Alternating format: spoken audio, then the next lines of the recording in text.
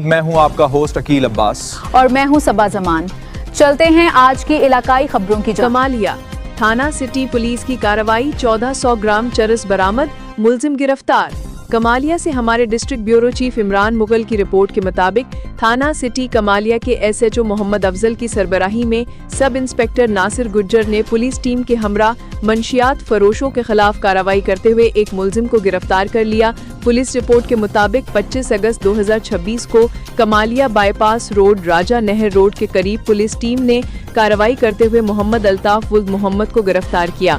मुलजिम के कब्जा से शापर में मौजूद 1400 ग्राम चरस बरामद हुई, जिसे पुलिस ने माले मुकद्दमा के तौर पर कब्जा में ले लिया। पुलिस के मुताबिक मुलजिम ने चरस अपने कब्जा में रखने का एतराफ़ किया, जिस पर इसके खिलाफ इंसदाद मंशियात एक्ट 1997 की दफ़ा 9013C के तहत मुकदमा दर्ज करके मजीद तफ्तीश शुरू कर दी गई है।